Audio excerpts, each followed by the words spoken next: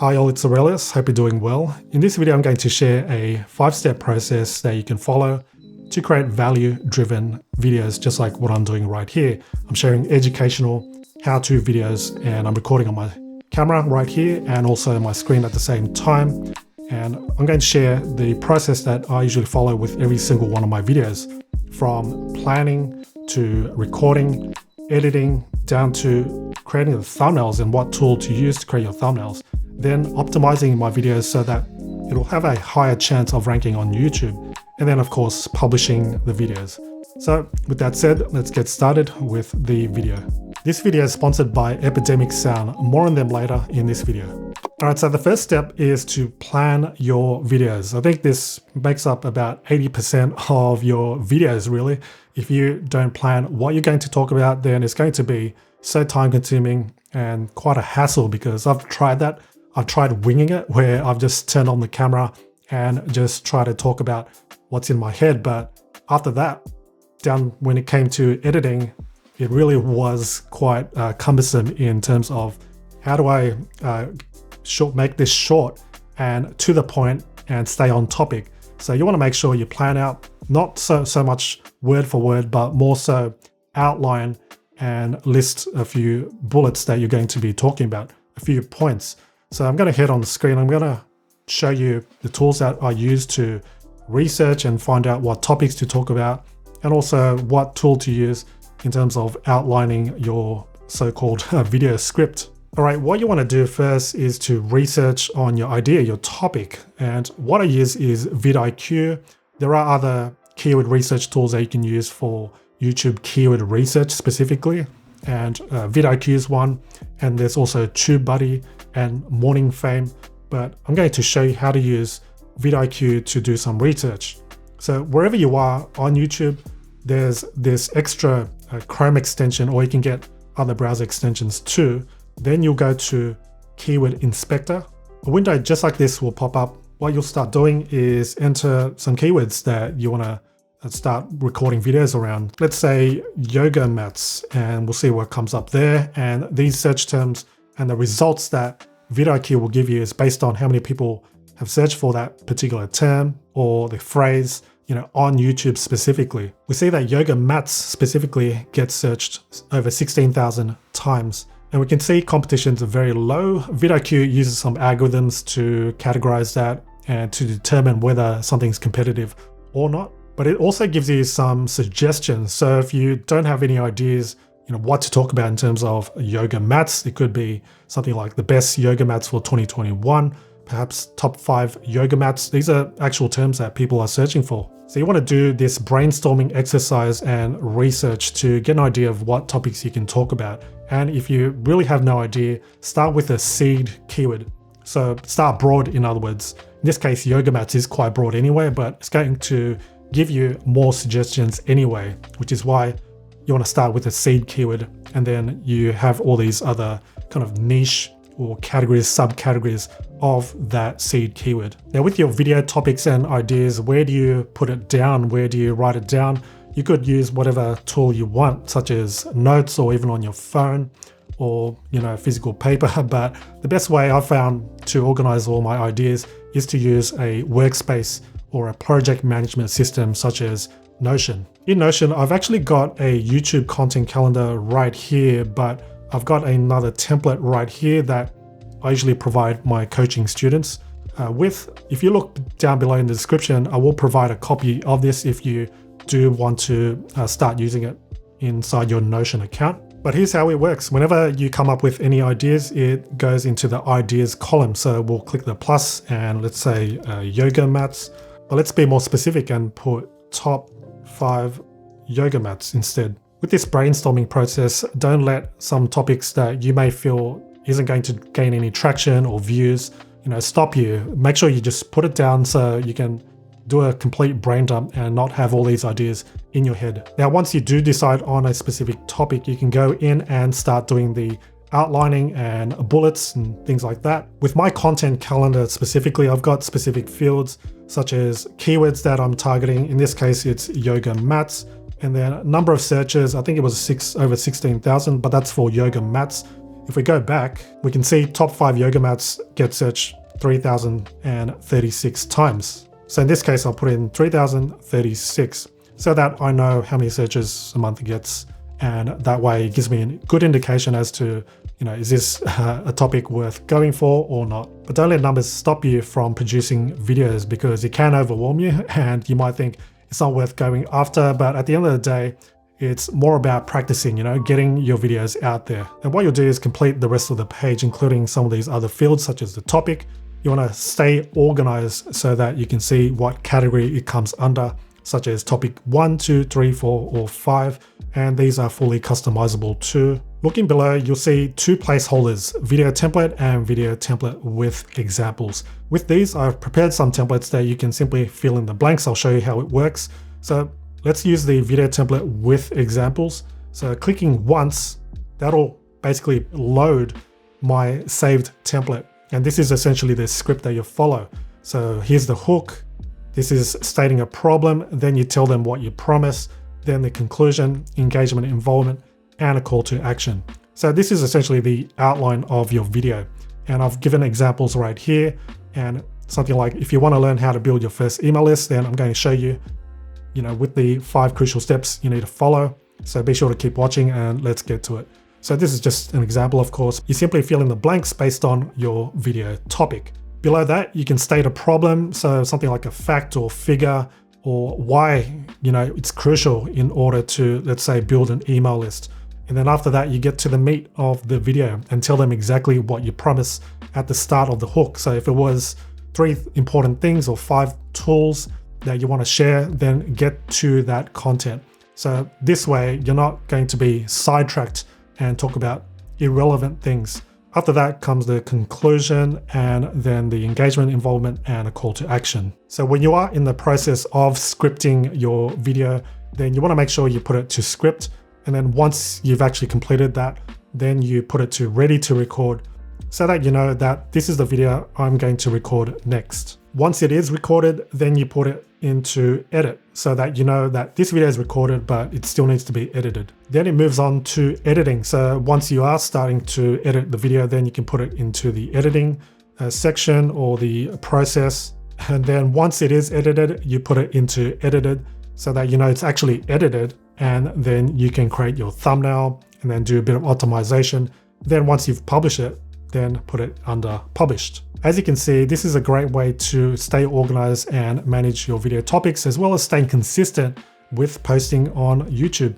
All right, the next step is to record your video. What camera, what microphone do you use, and what software do you use to record your screen? I'm going to show you in this section. Let's start with the camera. You may or may not want to be on camera, but I just want to touch on this subject in this section.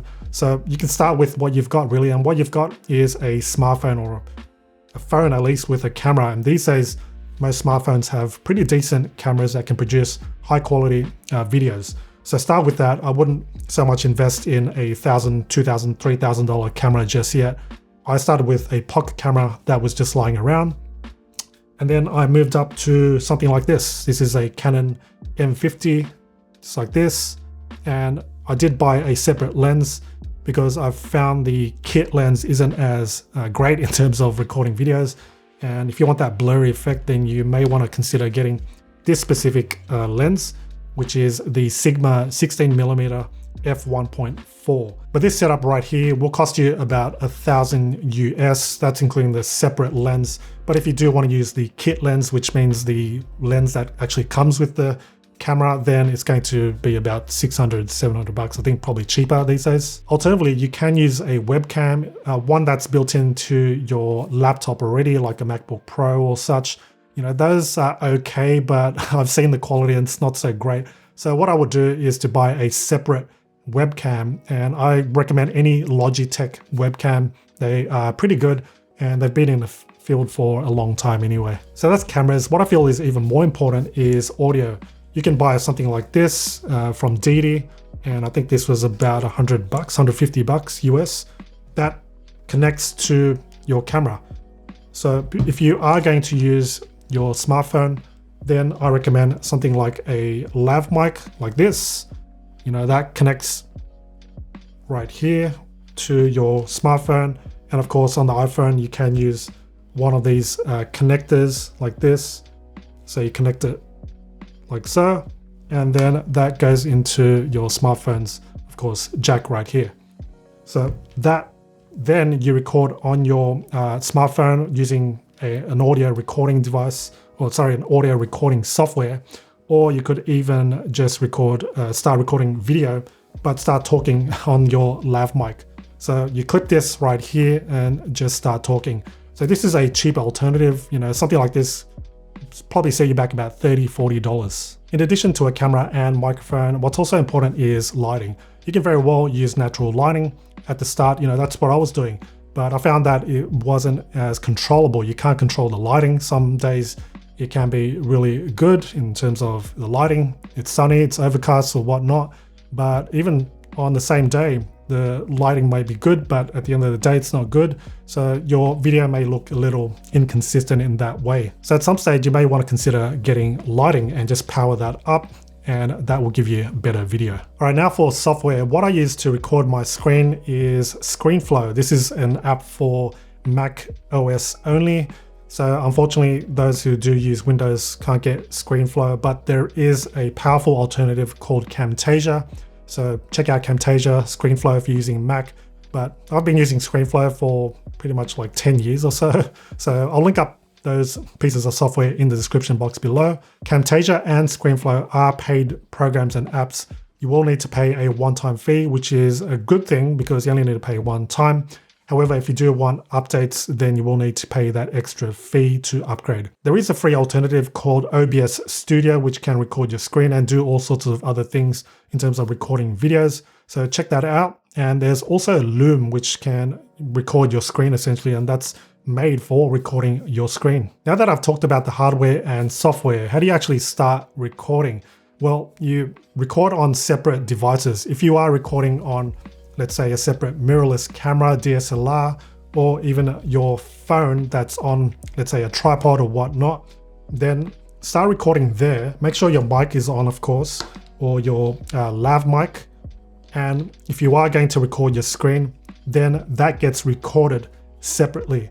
So then after that, we will put together your camera footage and also the screen recording in your video editor. What you also want to make sure you have handy is your script, right? We planned out our script and you want to make sure you have that handy, whether that will be on your phone or on a separate device like an iPad, or even on your laptop somewhere that you can refer to quickly and easily. How I usually do it is I've got my iPad sitting right here. I've got a list of points that I want to cover in this particular video, rather than having it on my phone or somewhere down below right here where I have to keep looking down.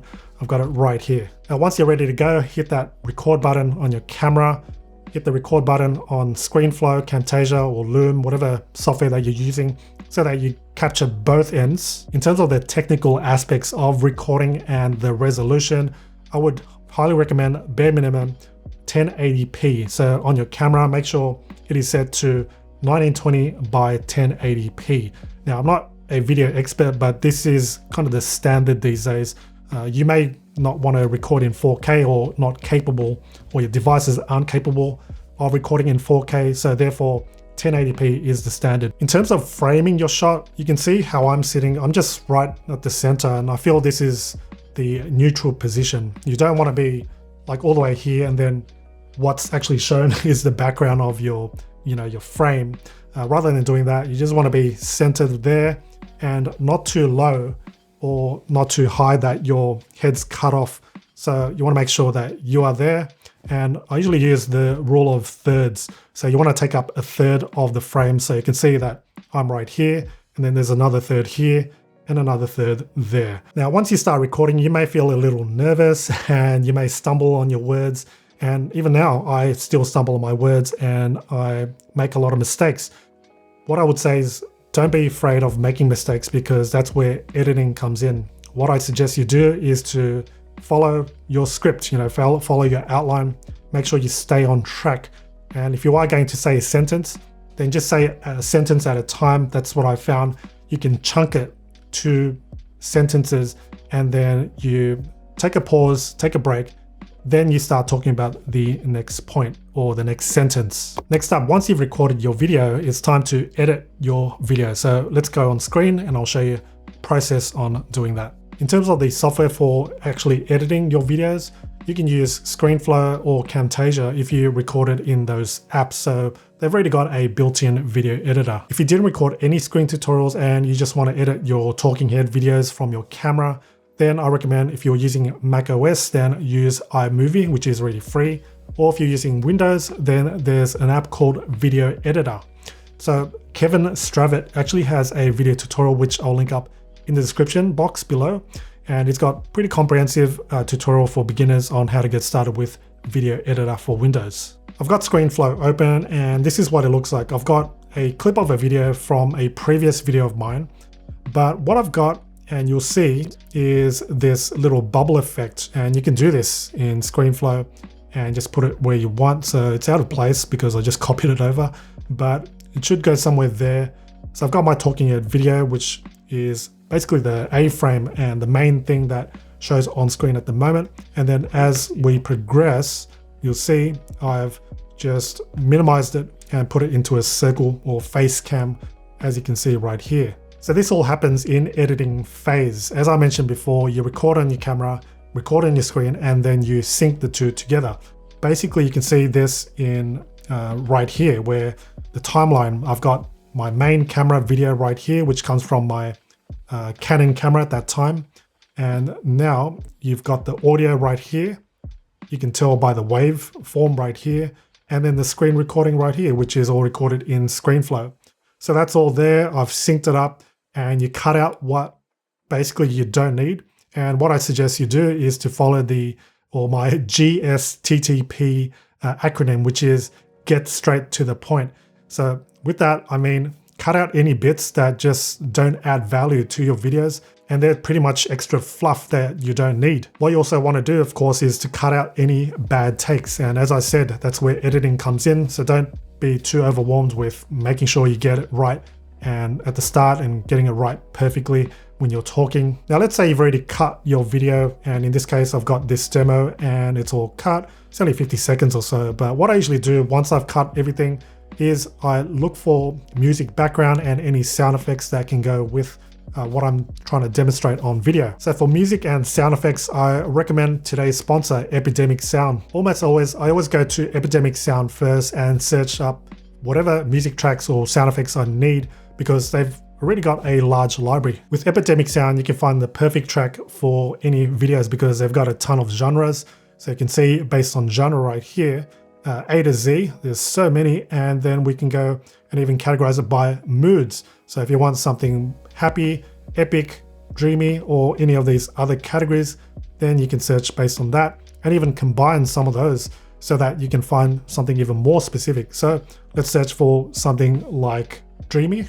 Now, once you are in dreamy, you will find other kind of subcategories or even more categories, such as sentimental. We've got laid back too. So we've got dreamy, laid back, and you can see the tracks that have now been filtered based on that. Let's check out this example. We've got Lost in the Woods. Play that.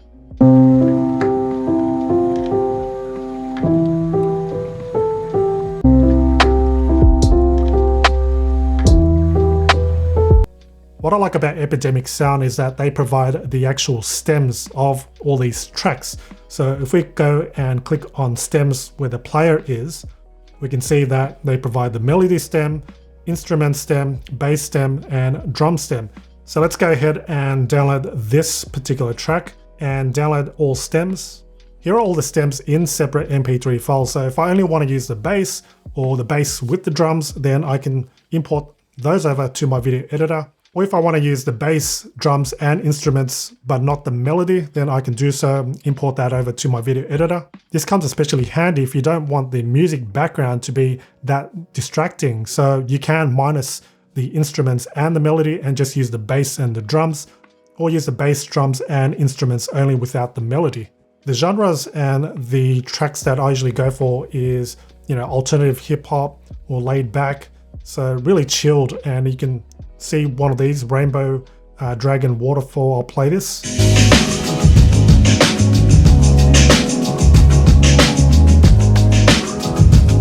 So something like that goes well for these kinds of music backgrounds.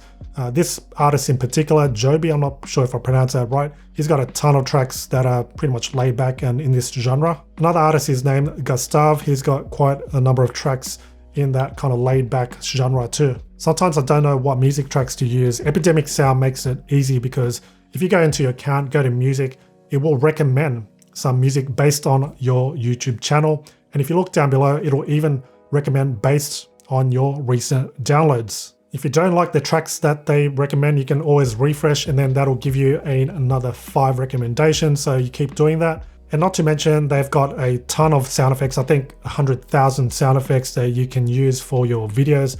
I use ones that like a clicking sound or keyboard typing sounds, but you can simply search what you want or browse through some of the categories.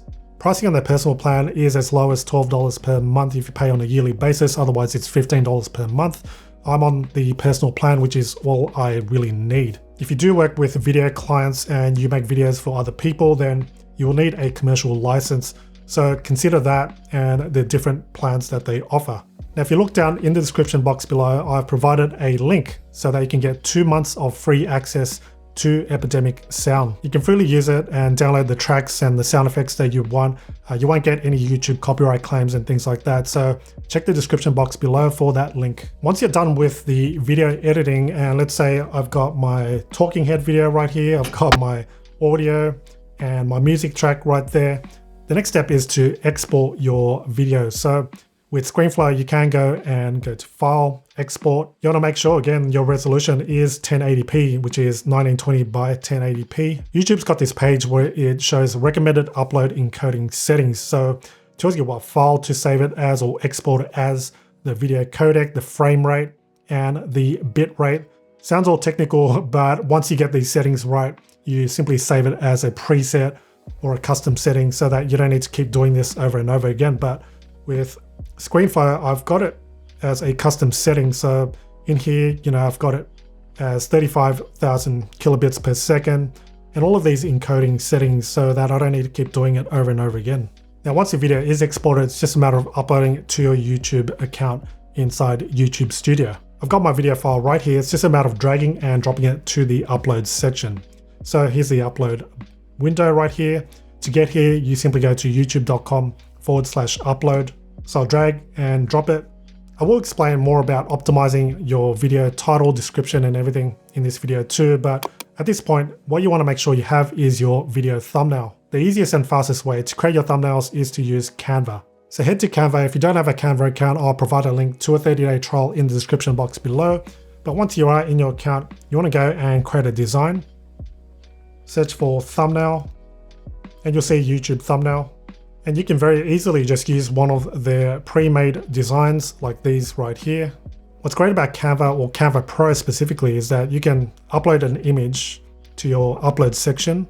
So let's say this one right here, but I only want to be on the thumbnail, not the background. So I'll click it, click on edit image, then I'll use the background remover. So that'll detect the background. And so I'm only on the thumbnail. It does a pretty good job overall. You can see there's no more of that background, even though I had quite a lot of things in the background. But now I can just place it somewhere here and crop it a bit so that I don't have to move so much. But that's that. And then I can change the background as well. And let's choose something like this blue right here, or yellow, not sure. But I'm just coming up with something real quickly. And now we can put in some text right here, or press the T key. And that'll insert some text, and let's say top 5 email marketing tips. Now I'll take that text and choose a specific font, something like League Spartan, and then we can expand it. So that goes somewhere there. Of course, real quick thumbnail that I'm creating. And then what you can also do is to add some elements. So I would go to elements, search for email, since it has to do with email marketing right here. And let's just insert one of these. I do have a pro account, so I do see the pro elements too. So this one right here. And with the elements, at least most of them, you can change the color. So this one you can. I'll just change the color to white, so there's more of a contrast there.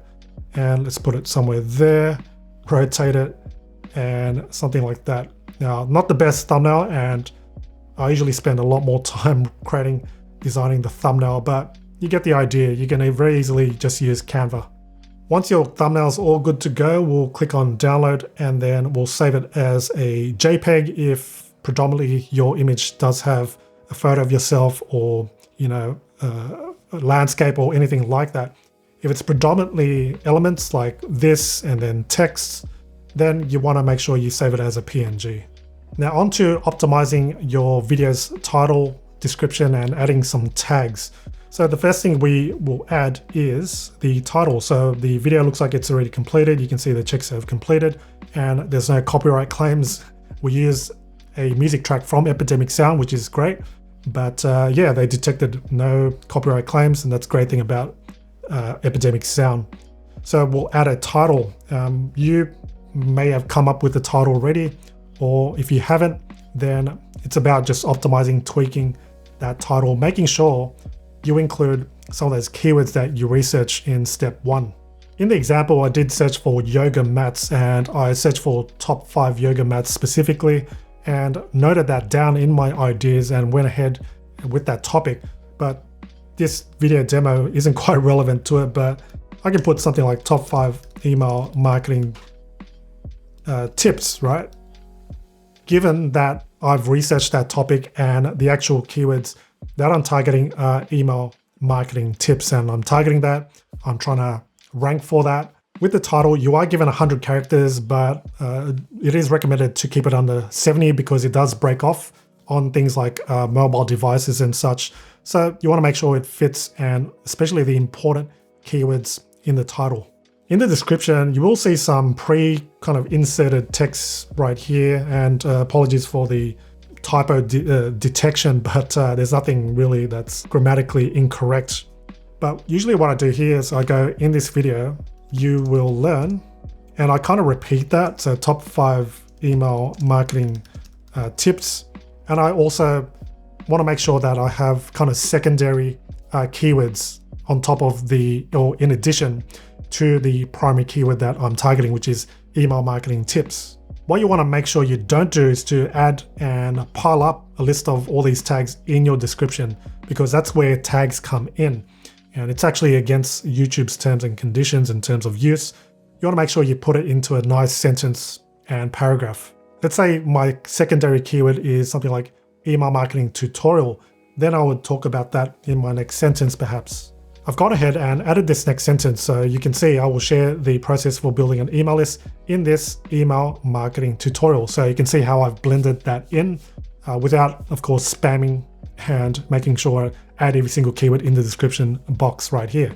In addition to that, you may also want to consider adding some calls to action, perhaps adding a newsletter sign up link if you do have one, or if you've got like things like one-on-one coaching like me and buy me a coffee. What my audience has found extremely helpful is the timestamps, right? So include some timestamps, and it's as easy as making sure you have your video open, play it, and as you go along, you can stamp it in a way so that you're showing exactly where that particular thing you're talking about is in your video. So if it's something like I'm talking about the first tip, and the first tip starts at 1 minute, then I'll put in 1 minute like so.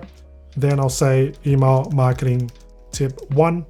So you continue this until you complete all your timestamps for your video, and then any links and resources you may want to add, you can add. So this is my personal kind of format and the layout.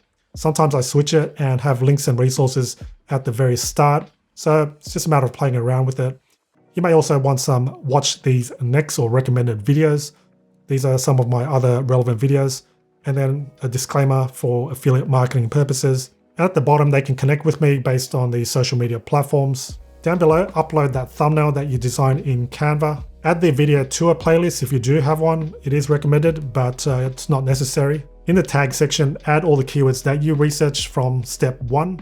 However, YouTube says themselves, tags play a minimal role in helping viewers find your video. So don't stress out so much about making sure you have every single tag in the tag section. What's more important is your video content and making sure that you can hold your audience's attention. What you'll do then is just move on to the next steps, making sure, of course, you choose the right categories.